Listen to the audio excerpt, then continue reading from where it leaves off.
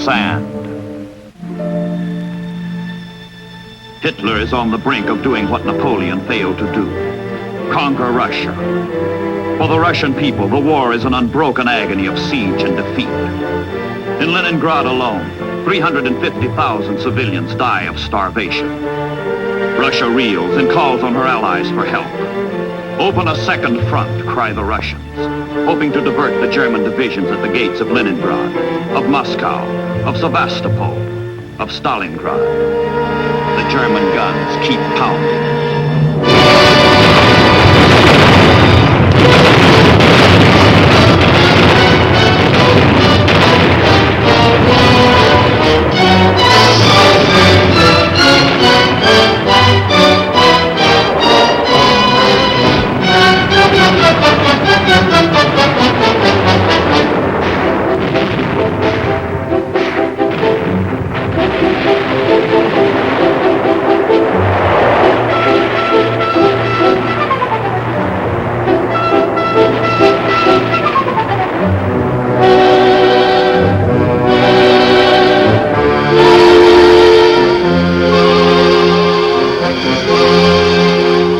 Washington, the Russian appeal comes in a black hour. Everywhere there is victory for the Axis. Nowhere can the democracies do more than hold their own. Action, bold, decisive action, can no longer be delayed. Roosevelt and Churchill must strike. But where? How? The statesmen of democracy ponder the issues and decide. Invasion, a second front. The orders go out to America, to England. The transatlantic planning begins. Target, top secret. In England, General Eisenhower, newly appointed American commander for Europe, directs the overall strategy. The United States has been at war only a few months, and her means as yet are limited. The Marines on Guadalcanal need all they can get, but the pressure of events is inexorable. The Allies cannot wait, and time will not wait.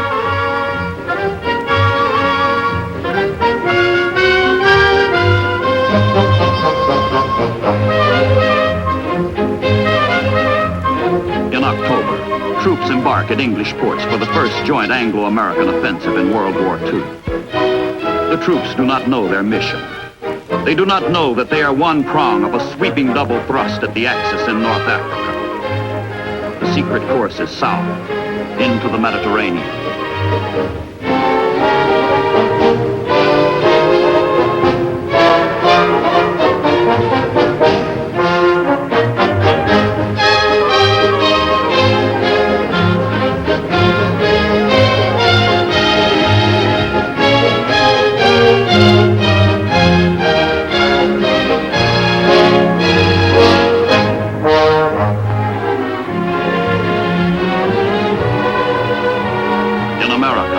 The other prong of the assault is hurriedly forged at East Coast forts, where untried and untested troops, fresh from civilian life, are brought together for the greatest amphibious operation yet attempted.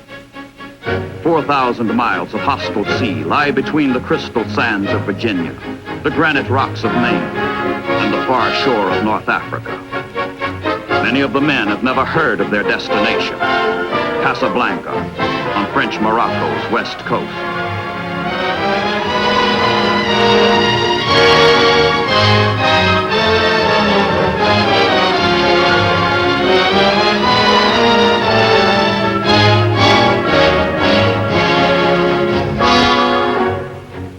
Most of the troops have never been to sea before, and half the young sailors of the convoy are sailing the ocean for the first time.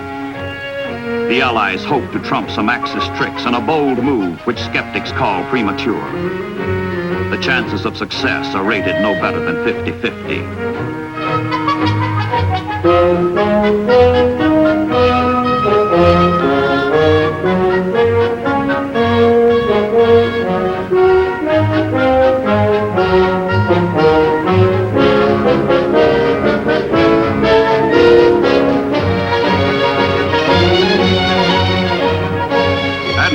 Commands the American task force.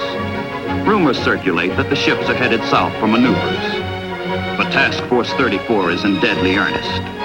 The operation is christened Torch, and on these men and ships falls the job of lighting the torch and keeping it burning.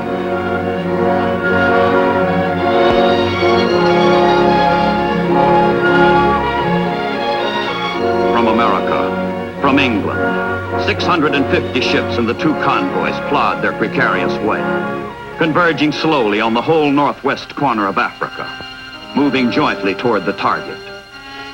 Zigzagging past the submarine packs by day, steaming straight by night, the ships make the longest voyage ever ventured by an amphibious force. Get the soldiers across the vast and perilous sea safely. Land them on the barren and uncertain beaches safely. That is the sailor's job.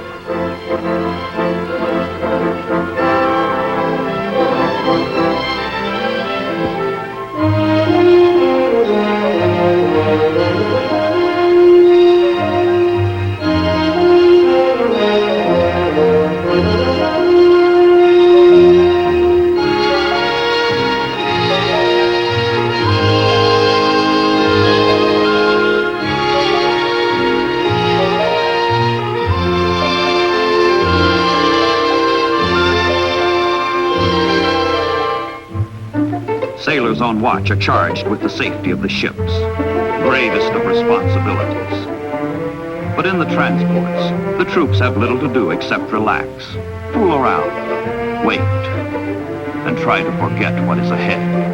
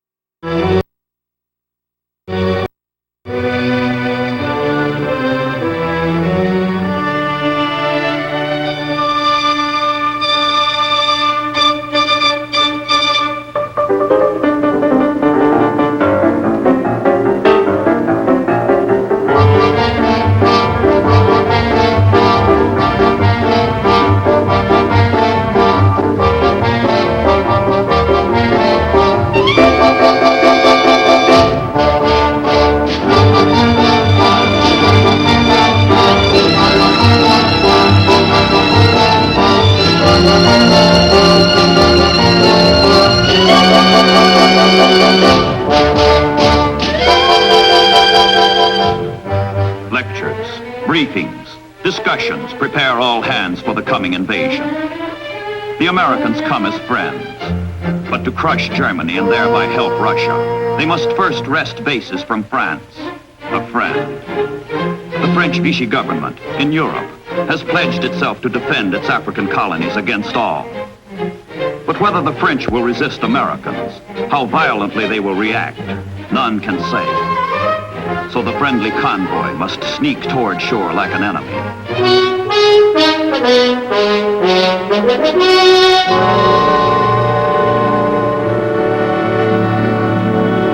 Now the convoy lies off the coast of High Barbary. Beyond lies Africa. President Roosevelt announces the landings to the French by radio and asks their help. Then General Eisenhower urges the French to turn their searchlights skyward as a token of welcome. All hands hope and pray there will be no resistance.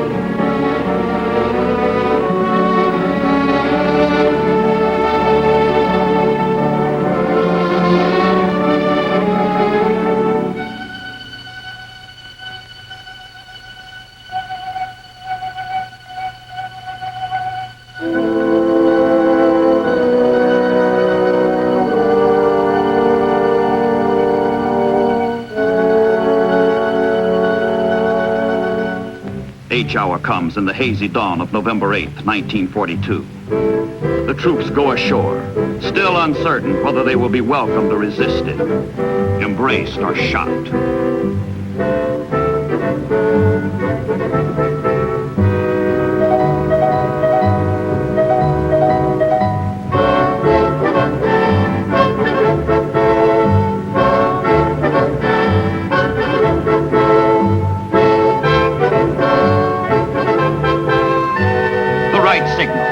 No resistance. But the searchlights are deceptive. The lights are hostile, not friendly. The French are confused. They have not heard the Allied broadcasts, and military leaders loyal to the Vichy government decide to fight.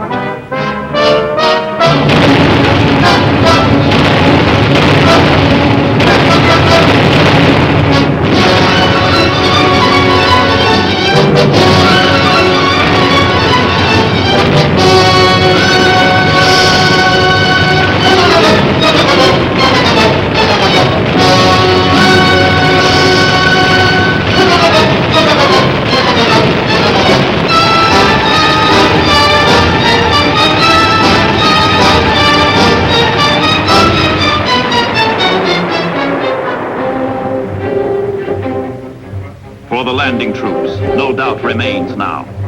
They will be resisted. The shores are hostile. The French are fighting. But the assault proceeds as planned, and the troops head for shore on either side of Casablanca, the target. And lying at anchor in the harbor of Casablanca, more trouble. Ships of the French Navy.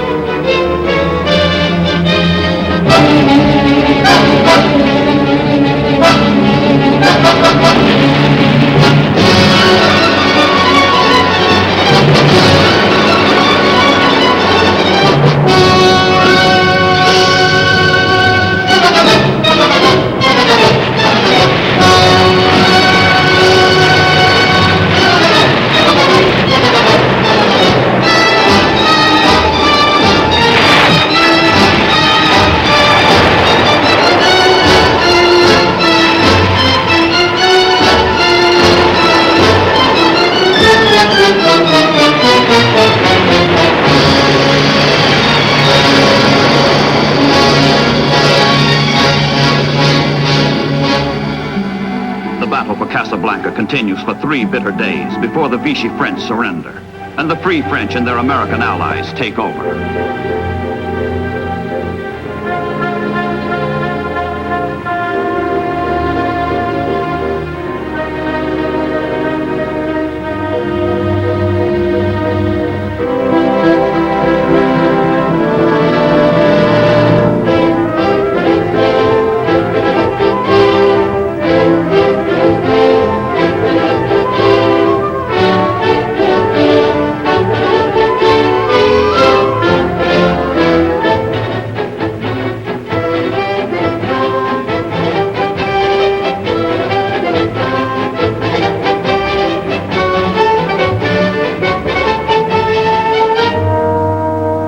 Casablanca's harbor, a major prize. But the victory is not without sorrow. Americans and French who have fallen fighting one another are buried side by side.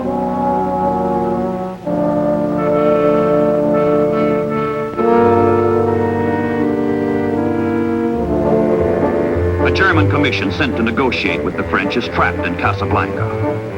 This, says the general who heads the delegation, is the worst setback to German arms since 1918.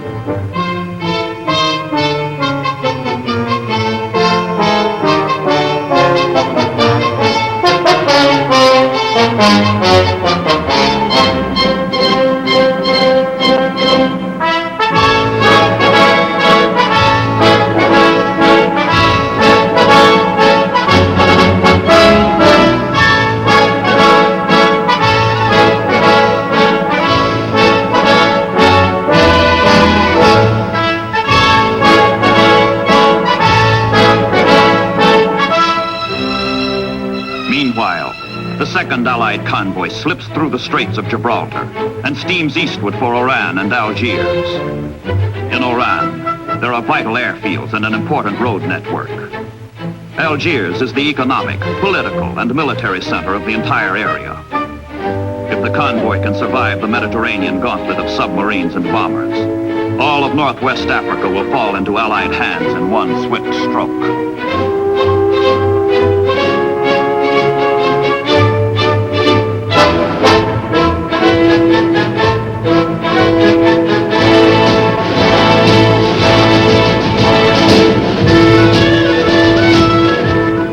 With some help from the French, the tactics work. The landings are the first major Allied victory in the war against the Axis. 3 days after the first troops touch the beaches, French North Africa is a fighting ally. The French themselves are now free to join the march against the common enemy.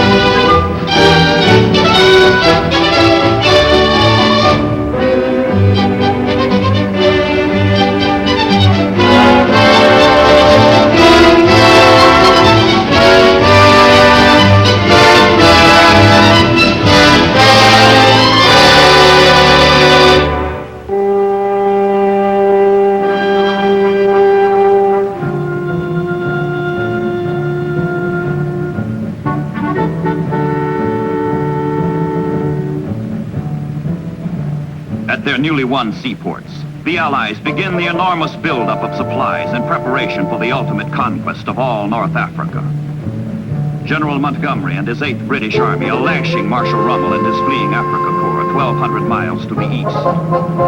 In the west, the Allies must make ready for a drive into the desert to catch Rommel in his flight and squeeze him to death. The campaign that began as an amphibious assault becomes a grinding struggle for supplies.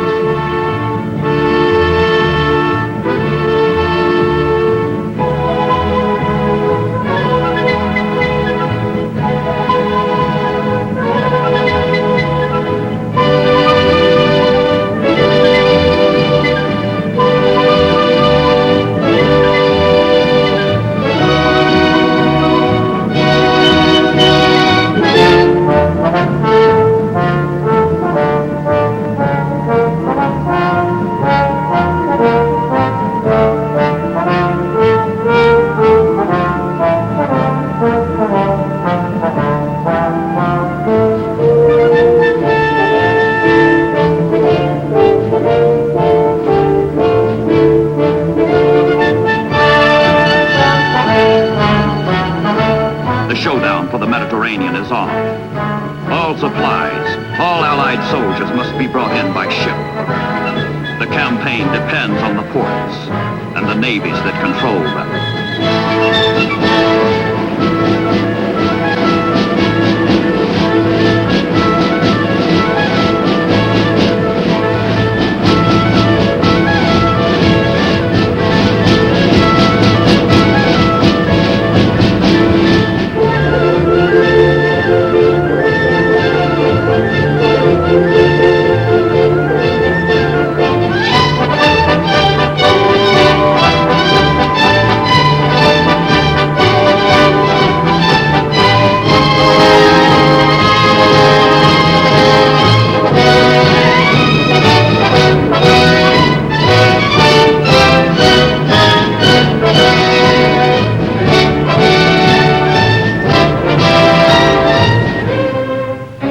British First Army spearheads the race toward Tunis and Bizerta, key ports in Rommel's rear.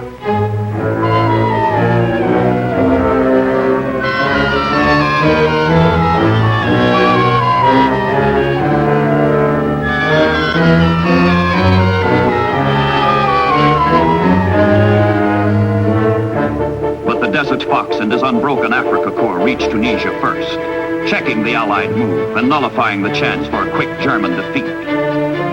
Rommel's dream of taking Suez is shattered, but the Nazis still have a firm grip on North Africa. they will not let go.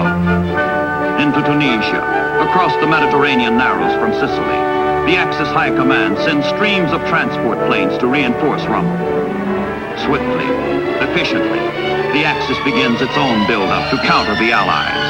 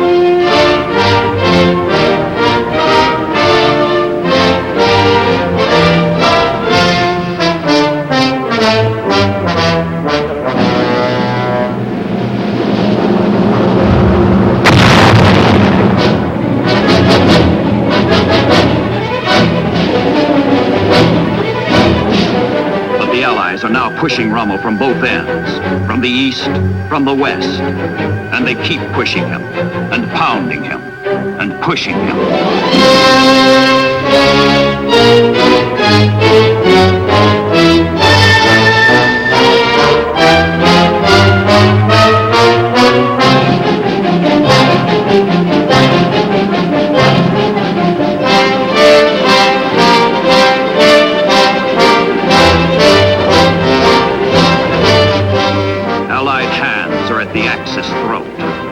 The pincers close. The sands run out for Rommel.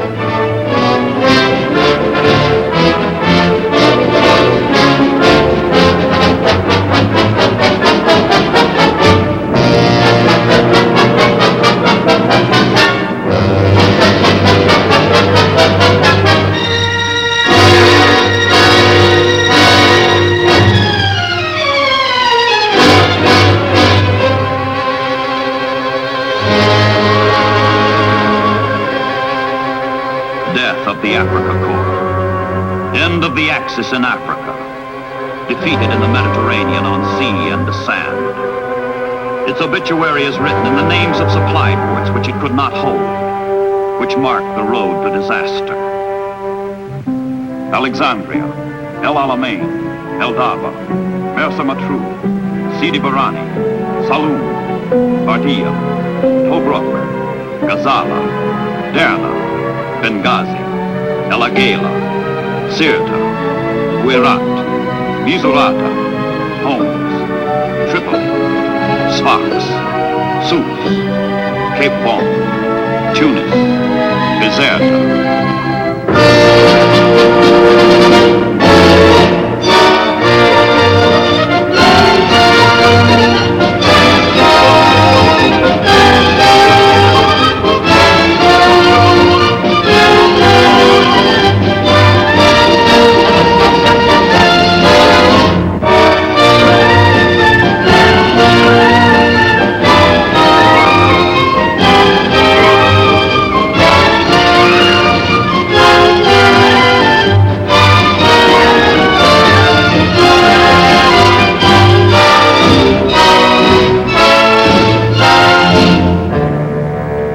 250,000 Axis prisoners.